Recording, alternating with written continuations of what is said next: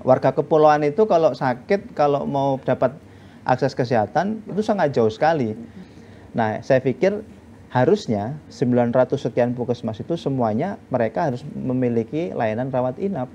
Supaya apa? Supaya orang ini kalau emergensi atau butuh layanan dasar yang memang mereka ini harus dirawat inap pada stase pertama penyakit itu sudah bisa selesai di puskesmas begitu.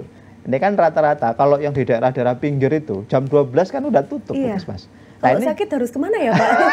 Nah itu kan jadi masalah. Akhirnya mereka nyari ke daerah yang memang masih buka. Goal endingnya kan masyarakat terlayani layanan kesehatan secara komprehensif, baik, ya semuanya tidak ada yang tidak terlayani begitu. Toh pun hari ini kan semuanya sudah pakai BPJS, semuanya sudah pemegang kartu BPJS. Artinya semua masyarakat itu dilayani kesehatan, baik dia pergi ke rumah sakit swasta ataupun negeri, ke klinik swasta ataupun negeri, udah pakai BPJS, begitu, gratis artinya.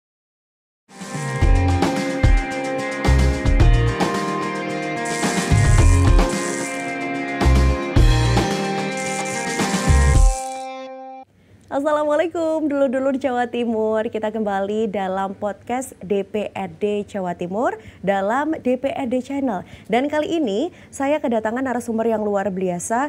Beliau ini merupakan wakil rakyat dari Dapil Jatim 6 yang meliputi Kota Malang, Kabupaten Malang, dan juga Kota Batu. Sudah ada Dr. Haji Puguh Wiji Pamungkas MM yang merupakan anggota Komisi E DPRD Jatim, anggota fraksi PKS. Pak Puguh, apa kabarnya hari ini? Alhamdulillah baik, Mbak, sehat. Luar biasa, saya senang sekali Pak Puguh. Saya tuh followersnya Pak Puguh loh di Instagram. Jadi saya tahu Pak Puguh ini orang yang sangat aktif pemirsa dalam berbagai kegiatan gitu ya. Salah satunya beliau ini juga merupakan pegiat sosiopreneur. Nah Pak Puguh setelah jadi pegiat sosiopreneur ini juga seorang politisi, anggota DPRD, itu gimana Pak? Ya saya pikir dalam konteks kiprah di sosial kemasyarakatan antara sosiopreneur ataupun kemudian menjadi politisi, ini kan satu rumpun yang sama. Secara prinsip kan pengabdian masyarakat begitu. Sehingga memang ya saya menganggapnya ini bagian dari profesi yang memiliki satu rumpun, sehingga dalam proses perjalanan juga merasa feel banget gitu. Jadi merasa ini menjadi bagian dari proses pengabdian. Luar biasa. Pak Puguh, ini pembahasan kita menarik sekali terkait dengan akses kesehatan merata, mimpi ataukah realita begitu. Tapi sebelum ke situ Pak, ini kan Pak Puguh dari Komisi E DPRD Jawa Timur. Sejauh ini kegelisahan yang sudah diterima terkait kesehatan di Jawa Timur seperti apa Pak Puguh? Ya tentu di DPRD Jawa Timur ya, terutama di Komisi E sebagai mitra strategis langsung dari Dinas Kesehatan, kita banyak sekali mendapatkan fenomena dan fakta di lapangan terkait dengan tata kelola penyelenggaraan layanan kesehatan di Jawa Timur. Kita sangat paham bahwa Jawa Timur itu pemilik kabupaten kota terbanyak se-Indonesia, 38 kabupaten kota. Jumlah penduduknya terbanyak kedua setelah Provinsi Jawa Barat. Dan kalau kita lihat secara peta demografi, peta wilayahnya itu luar biasa. Ada daerah yang paling timur, ada pulau terluar, ada kemudian dari daerah wilayah selatan Jawa Timur, yang ini semuanya tentu memiliki karakteristik yang berbeda-beda begitu. Nah, menarik ketika terkait dengan isu pemerataan akses kesehatan atau layanan kesehatan, ini memang masih menjadi catatan yang cukup serius. Kita banyak mendapatkan keluhan dari masyarakat, terutama mereka yang masuk ke dalam kategori masyarakat miskin ya, di mana mereka ini sangat menggantungkan sekali akses kesehatannya itu kepada yang namanya jaminan kesehatan yang diberikan oleh pemerintah atau PBI ya, yang itu menjadi bagian dari yang ini sangat menentukan sekali dalam mereka mendapatkan akses kesehatan yang layak gitu. Nah kalau dari Pak Puguh sendiri kan ini ada di Dapil 6 ya, yang meliputi Kota Malang, Kabupaten Malang dan juga Kota Batu. Sejauh ini untuk Dapil 6 sendiri seperti apa Pak akses kesehatan? Sudah meratakah atau Dapil ada yang jadi catatan? Dapil 6 itu secara potret itu ada Kabupaten Malang yang jumlah desanya ada 390-an. Cukup banyak ya berarti? Cukup banyak. Paling timur itu berbatasan dengan Lumajang, selatan itu dengan Samudra Hindia, gitu. Kemudian ada Kota Malang yang berada di tengah-tengah Kabupaten Malang dan ada Kota Batu juga. Nah, berbicara tentang akses kesehatan, memang yang paling menjadi catatan serius itu di wilayah Kabupaten Malang, terutama di wilayah-wilayah perifer, di wilayah-wilayah di Malang Selatan, Malang Timur, yang mereka ini dalam tanda kutip agak jauh dari pusat kota, begitu. Ya, mereka itu, masyarakat itu salah satu tumpuan layanan kesehatan yang mereka bisa akses secara cepat dan dekat itu kan di puskesmas ya. Karena itu memang layanan kesehatan, fasilitas layanan kesehatan yang ada di desanya mereka, begitu, di kecamatannya mereka. Nah, ini masalahnya tidak semua puskesmas itu memiliki performan yang cukup baik di dalam memberikan layanan, terutama di daerah-daerah pinggir, ya, seperti Kabupaten Malang, daerah selatan ataupun daerah timur, kira-kira begitu, Mbak Tani. Nah, Pak Pugu, ini kan yang saya tahu juga dari Pak Pugu sudah mendirikan ya Rumah Sakit Wajah Husada yang ada di Malang, luar biasa ini pemirsa. Ini alasannya kenapa ditaruhnya di Wajah, Pak Pugu? Ya, saya itu lahir di Wajah. Ya, Wajah itu part of Indonesia yang jelas. Wajah itu part of Kabupaten Malang, jadi daerah Malang Selatan Timur lah ya. Masuk desa lah. Saya lahir di situ, besar di situ, sekolah di situ, lalu kemudian setelah lulus kuliah, saya itu kok merasa terpanggil untuk kembali ke kampung, begitu. Nah, salah satunya dulu yang saya lihat, yang kemudian menjadi salah satu kekurangan yang ada di daerah situ adalah terkait dengan akses kesehatan, terutama di rumah sakit. Orang kalau membutuhkan layanan kesehatan tingkat lanjut, itu lumayan jauh begitu, ke Kota Malang atau ke daerah buffernya Kota Malang yang jaraknya cukup jauh. Makanya waktu itu saya terutama mendirikan klinik tahun 2016, lalu jalan terus sampai pada akhirnya tahun 2020 klinik tadi itu saya naikkan kelas jadi rumah sakit. Luar biasa. Ya, alhamdulillah sekarang bisa mengcover masyarakat sekitaran Wajah, ya, paling tidak ada sekitar 7-8 kecamatan di sekitaran rumah sakit itu yang kemudian semakin gampang dan mudah mengakses layanan kesehatan, terutama layanan kesehatan spesialistik atau layanan kesehatan tingkat lanjut yang memang itu dibutuhkan oleh masyarakat. Gitu. Baik, luar biasa. Ini artinya pengabdian kepada daerah tempat tinggal begitu ya Pak Pugu ya? Membangun desa lah kira-kira. Nah Pak Pugu, kalau dari pandangannya Pak Pugu di area Dapil 6 ya, Kota Malang, Kabupaten Malang dan juga Kota Batu, ada daerah yang menjadi concern tentang kesehatan ini atau semuanya sudah cukup rata Pak? Ya, saya pikir tadi itu yang saya sampaikan, bahwa di daerah-daerah perifer Kabupaten Malang ini masih menjadi catatan yang cukup serius. Terutama terkait dengan layanan kesehatan di vaskes tingkat pertama. Puskesmas ya? Puskesmas itu maksudnya, klinik pratama ataupun puskesmas. Puskesmas ini kan ya mungkin karena pemerataan tenaga kesehatan juga ya. Betul. Jadi mereka ini dalam memberikan layanan itu belum bisa secara perform itu 24 jam kepada masyarakat. Jadi masih ada waktu, ada batas waktu masyarakat itu bisa akses. Yang kedua, tidak semua puskesmas itu menyediakan fasilitas rawat inap. Nah, ini juga menjadi masalah begitu. Masyarakat yang butuh rawat inap atau layanan kesehatan tingkat lanjut, ini aksesnya cukup jauh begitu. Kalau kita berbicara misalkan di daerah Kecamatan Tirtoyudo atau Sumber Manjing Wetan atau Gedangan ya, yang itu sangat jauh sekali dari pusat kota, mereka untuk sampai ke rumah sakit umum daerah misalkan miliknya Pemkab Malang itu cukup jauh. Jadi memang ini yang saya pikir menjadi salah satu catatan yang cukup serius ya dalam hal disparitas layanan kesehatan di Jawa Timur, menjadi concern begitu, sebagaimana visi dan misi pemerintah untuk menghadirkan layanan kesehatan yang paripurna kepada masyarakat. Setuju. Dan kemarin juga saya sempat tahu ya Pak ya, bahwasanya Ibu Gubernur Bu Kofifa itu menegaskan kalau misalnya layanan kesehatan ini bukan hanya di kota-kota besar, ya, tapi daerah-daerah yang istilahnya kecil, pinggiran gitu ya. Dan ini kalau misalnya pemerintah yang jemput bola ke daerah-daerah tersebut, apakah sebuah hal yang sulit Pak? Saya pikir itu hal yang semestinya dilakukan ya. Selain jemput bola, saya pikir isu yang perlu dikuatkan itu terkait dengan pemerataan tenaga kesehatan. Ini kan yang jadi masalah itu banyak lulusan dokter, banyak lulusan perawat, banyak lulusan bidan, tetapi mereka enggan untuk kembali ke daerah-daerah perifer. Mereka cenderung terkonsentrasi di kota-kota besar. Nah, alasannya cukup sederhana, karena mereka tidak ada jaminan kesejahteraan, penghasilan ketika dia ditugaskan di daerah-daerah perifer. Nah, menurut saya hadirnya pemerintah ini sangat penting sekali. Contoh misalkan kalau kita berbicara tentang akses kesehatan di wilayah kepulauan, Sumeneb ya misalkan. Betul. Ini kan jadi isu yang sudah sangat lama. Iya. Warga kepulauan itu kalau sakit, kalau mau dapat akses kesehatan itu sangat jauh sekali.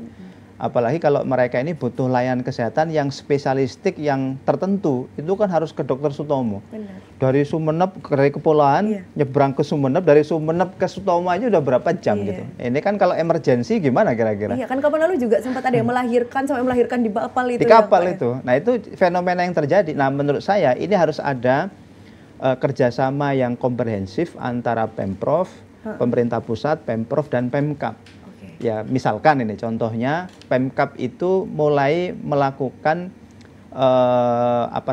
grab data. Kira-kira putra daerah.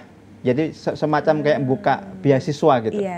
Anak-anak talent-talent dari daerah tersebut itu kemudian dijaring siapa yang minat jadi dokter, ya dari SMA terbaik, lulusan terbaik, mereka dibiayai sampai lulus sampai sekolah spesialis. Tetapi dengan satu MOU bahwa mereka harus balik lagi untuk mau ditempatkan di wilayah itu begitu. Misalkan Sumeneb tuh. Jadi Pemkab Sumeneb idealnya memang mencoba membangun kolaborasi dengan kampus misalkan, dengan Pemprov, dengan pemerintah pusat. Jadi memberikan beasiswa kepada putra daerah terbaik itu untuk disekolahkan jadi dokter, jadi spesialis, dokter spesialis. Lalu mereka balik lagi ke sana, ya kan? Lalu ditempatkan di tempat-tempat yang memang itu menjadi kebutuhan dari pemerintah setempat gitu. Nah, kalau seperti itu, saya pikir isu terkait dengan disparitas layanan kesehatan bisa terjawab begitu. Menarik lagi yang kemarin isu yang disampaikan oleh Menteri Kesehatan ya, bahwa akan ada gaji dokter di daerah luar, daerah perifer minimal 30 juta itu. Itu menarik saya pikir, itu pemantik. Pasti banyak ini ya Pak, banyak yang tertarik untuk ikut serta. Sebenarnya isu terkait pemerataan tenaga kesehatan itu isu terkait dengan jaminan kesejahteraan. Kita tahu kan sekolah dokter itu nggak murah. Betul. Sudah sulit, ya kan, biayanya nggak murah itu kan, mahal. Nah mereka ketika harus bertugas di suatu tempat yang tidak ada jaminan terkait dengan penghasilan juga berpikir. Maka saya pikir pemerintah harus hadir membuat regulasi terkait hal itu supaya tidak ada lagi permasalahan yang muncul terkait dengan disparitas layanan kesehatan. Saya setuju kalau misalnya Jawa Timur ini memang kan daerah kepulauannya cukup banyak begitu cukup ya Pak banyak, ya. Di Gresik ada Pulau Bawean, Sumeneb, dan di kepulauan begitu juga. Apa kemudian kita balik lagi ke tema kita, akses kesehatan merata itu menurut Pak Pugu, mimpi ataukah bisa jadi realita nantinya? Saya pikir bisa jadi realita. Yang terpenting ada keberpihakan regulasi anggaran yang dibuat oleh pemerintah, menjadikan ini menjadi isu yang harus segera dituntaskan begitu. Salah satunya kayak tadi itu, kita punya hampir 900-an puskesmas, belum lagi ada puskesmas pembantu. Tetapi kalau kita zoom puskesmas kita itu, kira-kira performanya bagaimana? Ya kan? Performanya bagaimana? Nah ini yang harus sebenarnya pemerintah itu fokus saja di situ.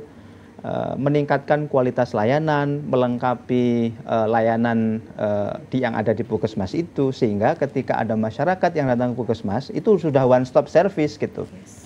One stop service, mereka rawat inap bisa, cek laboratorium bisa, melahirkan bisa, periksa spesialistik, misalkan dia ibu hamil harus USG, di situ sudah ada dokternya. Nah begitu. Masalah. Artinya kebutuhan dasar untuk kesehatan terpenuhi di Vaskes 1 begitu sudah ya, selesai Pak, di Vaskes 1 di Puskesmas sebagai ujung tombak dari layanan kesehatan yang dimiliki oleh pemerintah. Ya, tapi untuk sejauh ini yang dilakukan oleh pemerintah Provinsi Jawa Timur artinya ya, untuk terkait akses kesehatan yang merata, sudah melakukan apa aja Pak Pugu? Ya sebenarnya kalau dari sisi keberpihakan anggaran sih sudah mengalokasikan sekitar 19% ya dari APBD. Betul. Cuman kan tadi itu kita kembali lagi kepada isu bahwa Jawa Timur itu sangat luas. 38 kabupaten kota, penduduknya 42 juta.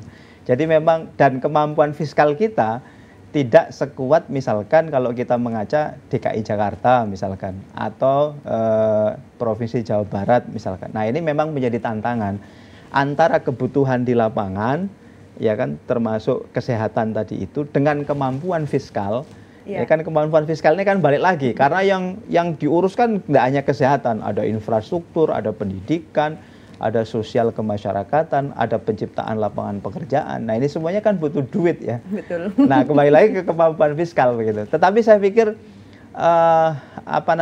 ini kan salah satu yang bisa dikolaborasikan. Jadi mengundang peran serta swasta. Ini saya pikir juga menjadi bagian yang perlu diupayakan menurut saya oleh pemerintah Provinsi Jawa Timur. Jadi swasta ini diberikan ruang aja begitu para entrepreneur yang melakukan aktivitas entrepreneurship di bidang kesehatan diberikan ruang aja. Mereka yang bisa buka klinik, buka rumah sakit, diarahkan begitu di spot-spot yang memang di wilayah Jawa Timur masih dibutuhkan begitu. Jadi biar nggak menumpuk di pusat-pusat kota besar, di Surabaya misalkan, di Sidoarjo, di Kota Malang ini kan sudah terlalu banyak gitu. Jadi dilakukan pemerataan begitu. Kira-kira begitu. Kalau kita bilang pembangunan rumah sakit, Pak Pugu kan juga punya rumah sakit begitu ya. Setelah terbangun rumah sakit, apakah kemudian memberikan dampak terhadap akses kesehatan, juga terdapat kesejahteraan kesehatan di warga sekitar, atau justru mereka juga masih kesusahan, Pak? Ya, saya pikir otomatis, Mbak. Karena semakin dekat kan. Apalagi kalau rumah sakit tersebut melakukan layanan atau bekerja sama dengan BPJS ya, BPJS Kesehatan. Kita tahu hari ini kan isunya sudah universal health coverage. Hampir semua masyarakat itu kan sudah pemegang kartu BPJS Kesehatan, baik yang mandiri ataupun yang dibiayai oleh APBD atau APBN. Nah, ketika rumah sakit itu hadir, lalu kemudian dia ini menghadirkan layanan one stop service bekerja sama dengan BPJS yang itu semuanya bisa diakses oleh masyarakat, tentu ini akan semakin mempermudah masyarakat di dalam mendapatkan layanan kesehatan. Semakin dekat. Contoh misalkan begini, kalau dulu orang mau operasi sesar, itu harus ke Kota Malang misalkan. Sekarang cukup tempat kami gitu. Orang Wajak cukup ke situ, sudah operasi sesar gratis karena pakai BPJS. Orang kecelakaan patah tulang, cukup ke tempat kita, dioperasi, disambung tulangnya, nggak perlu ke tempat jauh-jauh begitu, karena di kita sudah ada layanan seperti itu. Nah, itu yang saya sebut tadi, kalau kemudian kemampuan fiskal kita itu nggak kuat, maka membuka ruang peran swasta untuk berturut serta di dalam membangun memperkecil disparitas layanan kesehatan itu saya pikir perlu dilakukan menurut saya. Nah, pertanyaan saya adalah apakah kemudian memungkinkan, Pak, pembangunan fasilitas kesehatan seperti itu di area yang terpencil? Saya pikir sangat mungkin saja, sangat mungkin. Asalkan pemerintah tadi itu membuka ruang peran, lalu kemudian regulasinya juga berpihak, begitu. Kan ini kembali lagi kepada isu terkait dengan kemudahan perizinan, misalkan, ya kan, kemudahan di dalam proses pembangunan, kemudian kemudahan di dalam mengakses tenaga kesehatannya dan seterusnya. Itu kan kembali lagi ke situ sebenarnya. Ya sangat mungkin aja sebenarnya, misalkan dibangun rumah sakit di daerah mana misalkan Sumeneb, ya kan, atau di daerah Pacitan, atau di daerah Trenggalek, begitu. Sangat mungkin saja. Yang terpenting ada jaminan regulasi tadi itu. Terkadang itu masalahnya begini, swasta itu tidak terlalu berminat untuk kemudian urun di dalam memperkecil disparitas kesehatan tadi itu karena tidak ada jaminan. Jaminan yang dimaksudkan? Jaminan itu terkait tadi itu jaminan kepastian hukum. Ngurus perizinannya susah, gitu kan misalkan. Ribet gitu ya. Belum lagi nanti narik SDM-nya. Nyari SDM dokter itu kan juga nggak gampang. Apalagi dokter spesialis. Kalau rumah sakit itu kan dia harus ada standar minimum SDM kesehatan yang harus ada di rumah sakit itu. Misalkan kalau dia buka layanan operasi sesar, berarti dia harus ada dokter spesialis kebidanan. Kalau dia ada membuka layanan operasi bedah umum, dia harus punya dokter spesialis bedah. Nah, nyari dokternya ini yang nggak gampang gitu. Satu, kembali bangun vaskesnya susah, dua cari dokternya juga nggak gampang. Kembali lagi ke tadi itu isu terkait dengan remunerasi dokternya, kepastian jaminan kesejahteraannya tadi itu. Baik, kayaknya semakin banyak yang akan kita bahas. Kita minum dulu ya Pak Pugu ya. Mulai seret sepertinya kalau bahas kesehatan panjang-panjang. Luar biasa nih.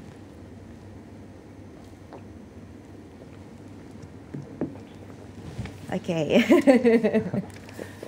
Sebenarnya pembahasan kita mulai serius begitu ya Pak Pugu ya. Tadi udah terkait dengan bagaimana akses kesehatan yang ada di Jawa Timur, begitu pula upaya yang sudah dilakukan oleh pemerintah Provinsi Jawa Timur sendiri. Sebenarnya kalau misalnya saya lihat data dari BPS dalam publikasi Jawa Timur dalam 2025 menunjukkan bahwa jumlah fasilitas kesehatan mulai dari rumah sakit, puskesmas hingga posyandu mengalami peningkatan yang signifikan loh Pak. Dari 2023 hingga 2024. Peningkatan ini artinya kan keseriusan ya dari pemerintah provinsi untuk menjamin akses kesehatan ini sendiri. Betul. Dari pandangan Pak Bungkus sendiri seperti apa? Ya, saya pikir itu patut diapresiasi ya. Jadi sebagaimana semangatnya pemerintah hari ini melalui Kementerian Kesehatan itu kan mulai mengarahkan program kesehatan itu berpindah dari kuratif menjadi preventif. Ini cukup menarik memang. Jadi dari kuratif menjadi preventif. Kalau dulu semangatnya itu mengobati. Ya, kalau sekarang lebih pada preventif promotif. Jadi pencegahan ya pencegahan. Pak. Jadi orang itu diberikan semacam penyuluhan-penyuluhan dan awareness awal lah supaya masyarakat ini semakin sadar tentang kesehatan dan sebagainya. Makanya saya juga apresiasi itu di desa-desa itu kan sekarang juga ada kader kesehatan. Ya, ada kader posyandu, ada kader kesehatan, lalu ada puskesmas pembantu yang di level desa ya, sebagai pembantu dari puskesmas yang di level kecamatan. Saya pikir ini salah satu wujud keseriusan pemerintah ya, meskipun belum menjawab semua. Karena tadi itu sebenarnya kembali kepada kemampuan fiskal, karena membuka yang seperti itu kan memang butuh anggaran, butuh alokasi anggaran, butuh mapping pendanaan yang tidak gampang begitu. Termasuk juga mendorong para SDM kesehatan ini untuk kemudian bisa turut serta di dalam mengisi ruang-ruang pelayanan kesehatan tadi itu. Gitu Mbak kira-kira. Pak, kalau misalnya kita bahas di tingkat dasar sendiri adalah puskesmas. Sebenarnya harusnya puskesmas itu di setiap kabupaten kota ada jumlah tertentu nggak sih Pak? Idealnya itu ya satu kecamatan satu. Oh, satu kecamatan satu. Itu minimal ya. Minimal ya. Iya, kalau di kecamatan itu rentang jaraknya cukup luas atau jumlah penduduknya sangat banyak, itu makanya ada puskesmas pembantu. Puskesmas pembantu itu kan dipakai untuk mengurai kepadatan load pasien. Kita kan nggak tahu ya, algoritma orang sakit itu kan nggak stasioner. Itu kan mengikuti musim, mengikuti wabah, mengikuti berbagai macam kondisi cuaca dan kondisi alam saat itu yang membuat orang sakit, tidak sakit dan seterusnya. Kayak kita kemarin pada saat pandemi Covid, itu kan luar biasa. Pada saat terjadinya outbreak demam berdarah, itu load pasien yang ke fasilitas kesehatan juga sangat luar biasa. Ketika kondisinya lagi nggak musim demam berdarah, tidak musim difteri, tidak musim ini, ya udah nggak terlalu banyak kan begitu. Nggak terlalu naik ya artinya Pak. Naik, begitu. Betul. Nah kalau misalnya jumlah puskesmas kan dari data yang saya baca ini, kalau misalnya saya mohon dikoreksi begitu ya Pak ya, mencapai 973 unit pada tahun 2024 di Jawa Timur. Ya? Iya betul. Nah apa yang harus ditingkatkan sebenarnya untuk masing-masing puskesmas ini Pak? Saya pikir tadi itu ya, salah satu isu terkait dengan layanan di puskesmas itu bahwa intensifikasi layanan di puskesmas itu memang saya pikir harus dievaluasi dan ditingkatkan. Ya tadi itu ada puskesmas yang kategorinya itu pratama rawat jalan. Ada yang pratama rawat inap. Jadi ada yang mereka itu layanannya hanya rawat jalan, ada yang mereka juga melayani rawat inap. Nah, saya pikir harusnya 900 sekian puskesmas itu semuanya mereka harus memiliki layanan rawat inap. Supaya apa? Supaya orang ini kalau emergensi atau butuh layanan dasar yang memang mereka ini harus dirawat inap pada stase pertama penyakit itu sudah bisa selesai di puskesmas begitu. Jadi kira-kira begini yang ingin saya sampaikan. Puskesmas itu sudah menjawab semua permasalahan dan tantangan layanan kesehatan dasar di masyarakat di kecamatan itu. Jadi sudah nggak perlu lagi bingung begitu. Jadi di puskesmas itu sudah ada layanan rawat inap, laboratorium, ya kan, semua layanan dasar yang memang dibutuhkan oleh masyarakat sudah ada di situ, sehingga sudah terjawab semua. Termasuk kalau kita zoom out itu terkait dengan durasi atau jam layanan. Ini kan rata-rata kalau yang di daerah-daerah pinggir itu jam 12 kan udah tutup puskesmas. Kalau sakit harus kemana ya Pak? Nah itu kan jadi masalah. Akhirnya mereka nyari ke daerah yang memang masih buka. Nah rata-rata kan di daerah kota gitu. Nah ini yang saya pikir perlu dibenahi. Nah pembenahan layanan itu kan kembali lagi ke tadi itu masalah kesejahteraan, ya kan, masalah isu kesejahteraan tenaga kesehatannya begitu. Jadi 900 sekian puskesmas itu kalau di set up menjadi layanan kesehatan yang buka 24 jam, di mana dokternya itu standby 24 jam, sebagaimana klinik-klinik swasta. Saya pikir selesai itu masalah kesehatan kita di Jawa Timur. Lalu mulai ditingkatkan, di situ ada praktek dokter spesialis. Ya, yang dasar aja, misalkan spesialis anak, spesialis penyakit dalam, spesialis kebidanan dan kandungan, itu dasar itu. Itu kalau sudah ada seperti itu, ada USG-nya, ya kan, udah selesai, saya pikir begitu. Tetapi kembali lagi tadi itu, bagaimana kira-kira supaya dokter spesialis itu mau praktek di puskesmas? Nah, itu. Ya, makanya saya mau balikkan lagi ke situ. Ini kan tidak semua dan nggak banyak juga ya Pak ya, artinya dokter spesialis Jawa Timur ya, dan mau untuk datang ke daerah yang kecil gitu. Itu adakah upaya tertentu dari pemerintah mungkin? Ya tadi itu Mbak, saya pikir memang ini harus kolaborasi ya. Komitmen ya artinya. Harus kolaborasi, komitmen dari seluruh lintas sektoral ya. Pemerintah pusat, pemerintah provinsi, pemerintah kabupaten kota. Salah satu contohnya kayak tadi itu, kalau hari ini itu Pemkab, Pemkot itu bisa membuat satu ruang, ya, salah satunya dengan memberikan beasiswa kepada putra-putri terbaik di daerahnya itu. Ya, jadi misalkan kita contohkan di daerah mana misalkan Pacitan, kebutuhan tenaga medisnya sekian. Sudah di mapping aja dari sekian banyak lulusan terbaik SMA di wilayah Pacitan, dikasih dukungan dalam bentuk beasiswa, ya, kemudian mereka disekolahkan dengan satu komitmen nanti setelah dia lulus harus kembali mengabdi kepada Pemkab Pacitan, mensupport puskesmas-puskesmas RSUD yang ada di Kabupaten Pacitan. Nah seperti itu. Kalau bisa didesain seperti itu, saya pikir lambat laun, ya meskipun ini nggak instan ya, 2, 3, 5 tahun mendatang saya pikir akan selesai masalah kesehatan. Masalahnya kan tadi itu, anak-anak kuliah kedokteran, perawat, farmasi, kebidanan, ke kota Malang misalkan, ke kota Surabaya, habis itu nggak balik. Mau balik ke daerahnya. Ada yang kuliah ke UGM, ke Jogja, ke Semarang, nggak balik. Ya mereka lebih milih stay di situ gitu. Makanya terkonsentrasi, tertumpuknya di kota-kota di mana ada kampus-kampus kesehatan di situ. Nah, selain tenaga kesehatan, concern kita kan juga fasilitas kesehatan ya Pak ya.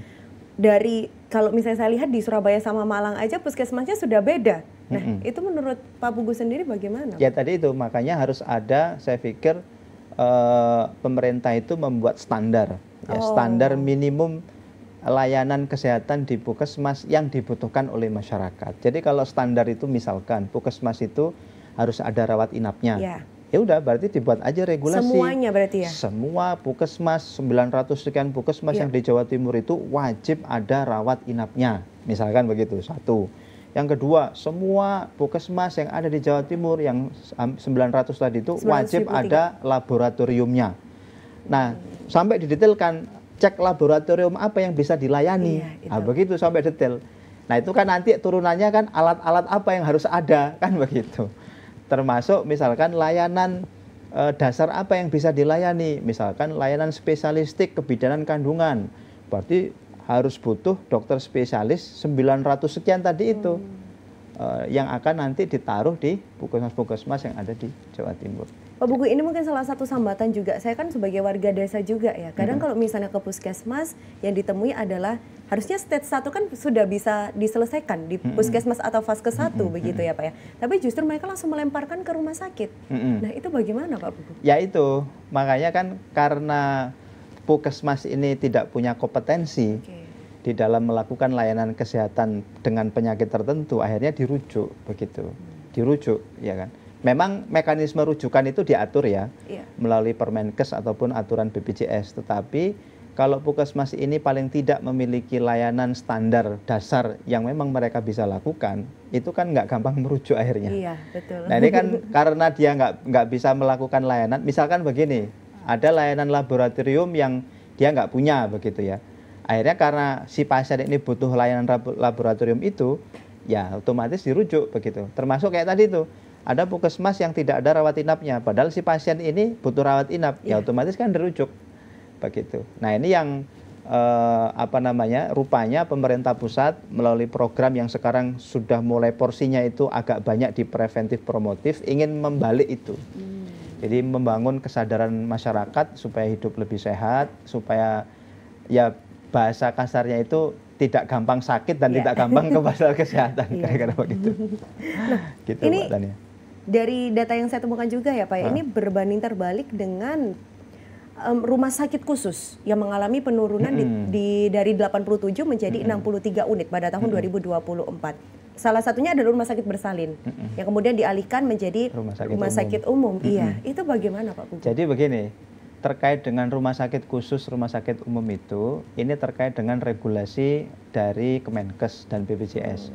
Jadi memang di era beberapa tahun terakhir ini itu ada perubahan kebijakan dari dua institusi ini, Kementerian Kesehatan dan BPJS, yang salah satunya itu memang mengarahkan, ya hampir diarahkan semuanya itu kepada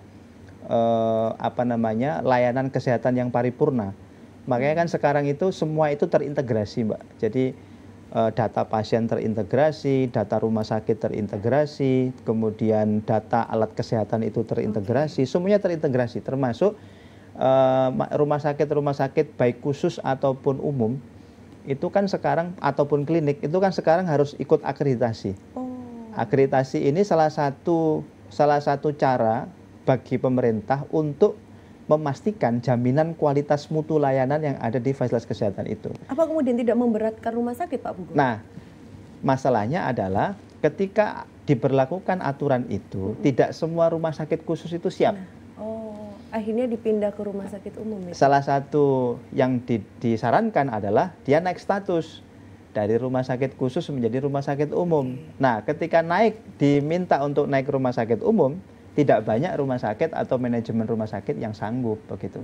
Maka pilihannya memang dia downgrade jadi klinik atau dia tutup sekalian. Oh itu, jadi ada alasan di balik itu ya Pak Pugu. Ada fenomena regulasi di balik itu. Tapi saya pikir begini, Mbak. Ini mungkin salah satu cara pemerintah ya untuk memberikan jaminan kualitas layanan kesehatan kepada masyarakat. Saya pikir itu it's okay begitu. Itu kan bagian dari cara pemerintah agar semua orang masyarakat ini benar-benar mendapatkan kepastian. Saya ini dirawat di rumah sakit yang seperti apa, mutunya jelas, kompeten apa tidak, bermutu atau tidak. Dokter-dokternya tersertified ya atau tidak. Nah, salah satu toolsnya tadi itu dengan akreditasi itu. Baik. Pak, ini kan kalau misalnya kita berkaca ya untuk nantinya roadmap-nya akses kesehatan di Jawa Timur menurut Pak Pugu seperti apa? Menurut saya memang saya sepakat dengan apa yang sedang sekarang digulirkan oleh pemerintah ya terkait dengan program preventif promotif itu. Bahwa seiring dengan perubahan zaman dan beralihnya waktu ini kan masyarakat itu sebenarnya sudah sangat gampang untuk didorong, dimotivasi, memiliki awareness yang paripurna terkait dengan kesehatan mereka. Nah, simpelnya begini Mbak Tania, kalau masyarakat itu punya awareness yang baik terhadap kesehatan, mereka tentu akan memiliki habit yang sehat. Betul. Kalau mereka memiliki habit yang sehat, tentu load-nya orang sakit itu akan kecil, berkurang. Ya kan? Nah, kalau seperti itu, maka beban pemerintah di dalam memberikan jaminan kesehatan kepada masyarakat itu juga nggak terlalu berat. Hari ini yang terjadi itu adalah lebih banyak porsi kuratifnya daripada preventif. Jadi orang yang sakit itu sangat banyak sekali. Kalau kita lihat beberapa data terakhir itu kan anak-anak remaja itu sekarang, bahkan ada anak-anak kecil itu kan sudah banyak sekali yang melakukan cuci darah misalkan. Iya kan? Betul, karena mereka ini gagal ginjal atau mereka ini diabetes dan segala macam. Karena pola hidupnya yang nggak sehat begitu. Nah, yang seperti kan tentu menambah beban anggaran jaminan kesehatan begitu kan. Ya kan itu. Nah, yang kedua menurut saya selain membangun awareness tadi itu memang intensifikasi terkait dengan layanan kesehatan primer, ya ini puskesmas yang dimiliki oleh pemerintah, ataupun membuka ruang peran swasta untuk juga berkontribusi terhadap memeratakan layanan kesehatan di daerah-daerah perifer, ini harus dibangun menurut saya. Kalau di ranah puskesmas berarti keberpihakan anggaran, keberpihakan kebijakan, ya misalkan mempermudah tenaga SDM kesehatan untuk mereka ini misalkan direkrut menjadi ASN atau P3K dan mereka ditaruh di spot-spot perifer yang memang dibutuhkan. Ini menjadi penting menurut saya. Atau yang kedua, membuka ruang peran dari swasta. Jadi untuk daerah-daerah spot-spot yang memang pemerintah itu nggak sanggup, katakanlah dalam tanda kutip ya, atau masih kewalahan di dalam memberikan layanan kesehatan, buka aja ruang swasta untuk berperan di situ. Sehingga goal endingnya kan masyarakat terlayani layanan kesehatan secara komprehensif, baik, ya semuanya tidak ada yang tidak terlayani begitu. Toh pun hari ini kan semuanya sudah pakai BPJS, semuanya sudah pemegang kartu BPJS. Artinya semua masyarakat itu dilayani kesehatan, baik dia pergi ke rumah sakit swasta ataupun negeri, ke klinik swasta ataupun negeri, udah pakai BPJS, begitu, gratis artinya, kan begitu. Nah Pak Pugu tadi kan sempat mention terkait anggaran. Kalau kita bahas anggaran kan APBD Jatim yang tadi sempat dibahas juga sama Pak Pugu, nilainya cukup besar untuk kesehatan ya, di angka 19,4%. Pada pendidikan 32%, yang APBD-nya sekitar 28 triliun, begitu ya. Sejauh ini pengawasan dari DPRD terhadap penggunaan anggaran tersebut seperti apa Pak? Ya, kita hampir setiap bulan ya, bahkan mungkin 2 pekan sekali secara intens kita berkomunikasi, rapat bareng dengan Dinas Kesehatan sebagai leading sektor di dalam mewujudkan kesehatan di Jawa Timur, memastikan dari semua instrumen yang dimiliki oleh Dinas Kesehatan ini benar-benar sudah berjalan sesuai dengan roadmap ataupun renstra yang mereka yang sudah buat begitu.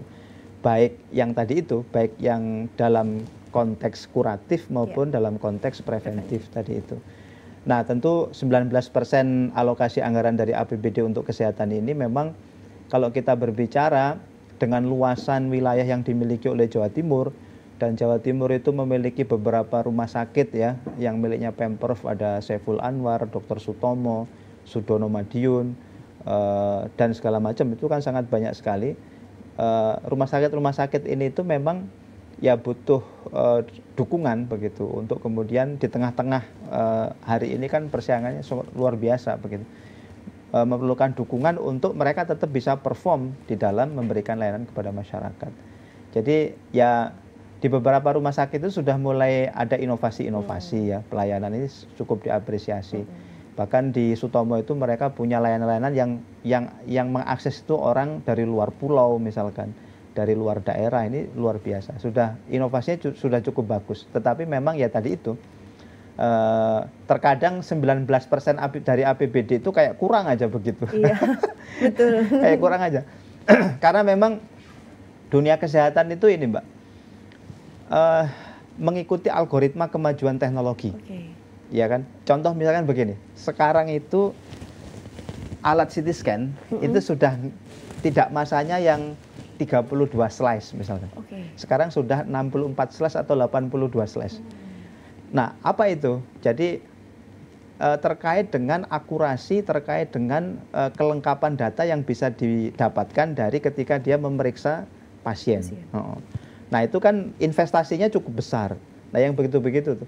Termasuk juga yang menjadi salah satu penyumbang terhadap kebutuhan anggaran itu kan regulasi yang dibuat oleh pemerintah pusat. Contoh misalkan hari ini kan Kemenkes itu sedang menggagas namanya kelas standar, ya, kelas standar BPJS itu kan. Itu kan mulai dari dimensi kamar, jumlah orang yang dirawat di satu ruangan itu, kemudian spesifikasi ruangan itu ditentukan. Yang itu menyebabkan rumah sakit ini tuh mereka harus melakukan adaptasi.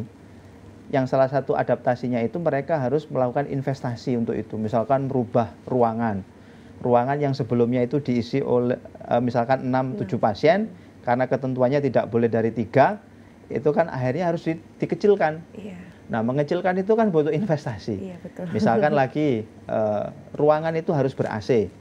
Nah, itu kan harus investasi AC dan seterusnya. Nah, berarti ini artinya sebenarnya penggunaan APBD dalam hal kesehatan ini sudah maksimal begitu ya Pak? Saya pikir sudah sangat maksimal, ya. Sudah sangat maksimal.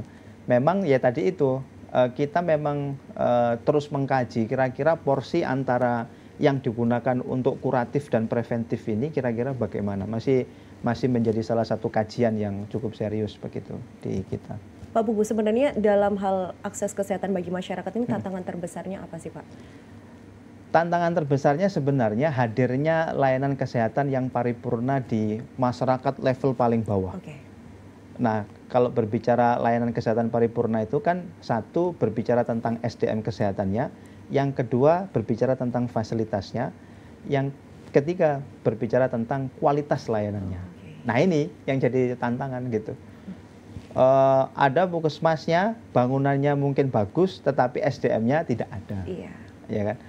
Ada SDM-nya, tetapi SDM-nya kurang berkualitas. Karena layanan kesehatan itu kan layanan yang bersinggungan dengan nyawa manusia. Betul. Dengan experience-nya seseorang ketika diberikan layanan kesehatan. Misalkan ada seorang tenaga kesehatan, dia melakukan tensi keliru, begitu kan. Nah, ini kan penegakan diagnosanya salah seterusnya, betul, begitu kan. Nah ini sekali lagi, kalau berbicara tentang pemerataan atau layanan kesehatan itu, isunya tiga tadi itu. SDM kesehatannya, fasilitasnya, infrastrukturnya, dan kualitas layanan. Harapannya terhadap akses kesehatan di Jawa Timur, Pak? Ya, kami terus mendorong supaya 900 sekian puskesmas itu tidak hanya sekedar menjadi